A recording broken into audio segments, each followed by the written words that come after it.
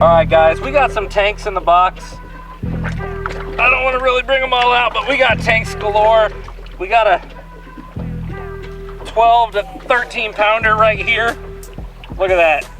Now, this is part of Big Bass Advantage, guys, and something I want to talk about is what you think the best speed is for retrieving a bait. Everybody, and Josh being a guide, I guarantee you've seen this. Yeah. Everybody has what they think the right speed is.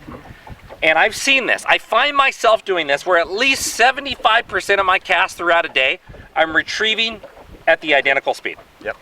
And when you catch your big bass, I guarantee you're going way slower or way faster. Yep. Am I right or am I wrong? No, you're absolutely right. And why do you think? I mean, I'm gonna say it's a lot of it stands out. It's different. It's something that's not your typical bait fish swimming by. You know, it's either going dead slow, something's wrong with it, or it's going really fast, it's being chased by something else. There's opportunity there. In both scenarios, there's opportunity. It's that kind of, you know, they don't want to chase down a perfectly healthy fish in the middle of the water column. It looks like everything else. Yeah, it's just another one. It's one of those scenarios where, you know, we see it all the time. You know, we've talked about it before. Bluegill, bass sitting together. Yeah, sitting together. Yeah. You see a school of bluegill and a bass, and they're all cruising together. And then what happens? Yeah, one of those fish, you know, or Leroy. Leroy gets excited. He gets a little, you know, afraid of, you know, Bertha coming up behind. And he twitches.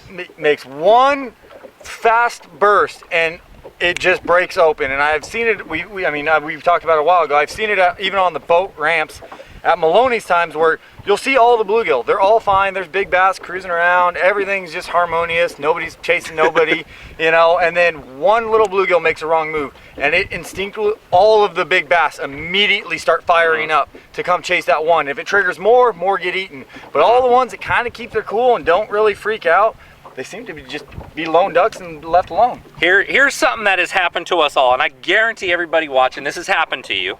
You cast out a finesse bait. Let's just say a wacky rig, a stick worm, a Senko, whatever you want to throw out there, a trick worm. You throw it out there, you get a phone call, or you go to tie your shoe, and you go to grab something in the boat, and your rod goes whap off to the side, and it happens to be one of the biggest fish of the day.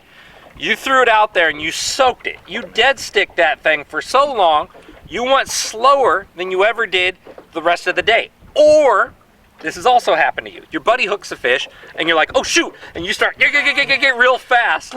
I was with Joe Bruce shooting that big swim bait episode a long time ago at Maloney's. I didn't get one hud fish all day. He's reeling in a 6-pounder. I'm burning. 8-pounder comes like, oh, boom, just smashes me, and I'm out of position. The fish comes off. I look totally like it was my first time handling the rod. It was embarrassing, but it was something different. It was the sheer speed, and you guys have heard us talk about forcing fish to react. And it's the same thing with punching. You're coming through super fast. It's an instantaneous grab. Or you're working a jerkbait and it's stops by their head, instantaneous reaction. They weren't reacting because it's instinctual for them. It was a forceful react to turn and swat or grab now because you're losing the opportunity. The same principle applies when it's going so slow, they don't have to exert effort. Yeah, it's literally, you know. Yeah. I put a cheeseburger down right here. Okay. You know, why not? You know, It's a, you know. Now, I caught 4 fish on a frog today, okay? We caught some monster fish. We did it in a variety of ways, and you guys will progressively learn how we're doing this consistently by following this short Big Bass Advantage series. Yeah. But was I moving my frog today when I caught all 4? No. Everyone was boom, boom. And it was stopped. Goosh! Before the next bump. Because we were covering water. And we got 2 swirls covering water. They didn't bust, they were swirls. They came up, but then I was on an isolated bush. And when you get to an isolated target, whether you're fishing deadly slow in it or bringing by it super fast, that's honestly what you should do before ever bringing it by at what you think is a standard speed of retrieval. So I want you guys to truly think about this. You know, in the wintertime, we're fishing Ned rigs as slow as possible, and there's a little secret to temperatures, and we're gonna go over that in another Big Bass Advantage. But I want you guys to really keep in mind, guys, stop staying at the same speed throughout the day. Change it up. If you're worried about being, you know, in the middle of the water column, fish a heavier bait, fish faster along the bottom. You know, bounce a jig, a heavier jig along the bottom, a heavier chatterbait. Work it faster through than what you normally would, and vice versa.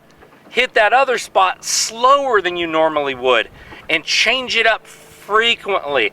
You know, a lot of people change up their presentation, their colors, the style of bait, but realistically, guys, just as important as that is the speed. And I'll honestly say it's probably more important. Yeah, absolutely. I would even conversely say something that I picked up and that I do a lot is I work through an area really fast. You know, if I'm going into a, you know, per se a little pocket, I burn through it. I'm just chucking, winding, burning stuff through, then I'll sweep back around and go slow and pick every little thing apart and move real slow. And from doing that in 3 or 4 little pockets throughout the day, I can go, okay, every pocket I slow down in, they are eating it. Or I don't need to do that, and they want it fast. They're not, you know, I sit there and waste 20 minutes soaking a worm. They're not doing it.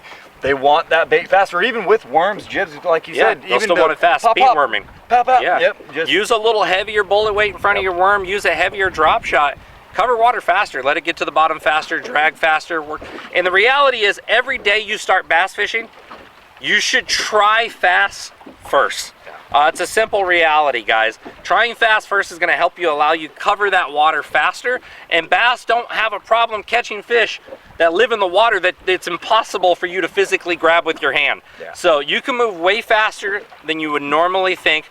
Isolated target, move way slower than what you normally think. It's going to help you out a ton, guys. Appreciate you watching. InformativeFisherman.com.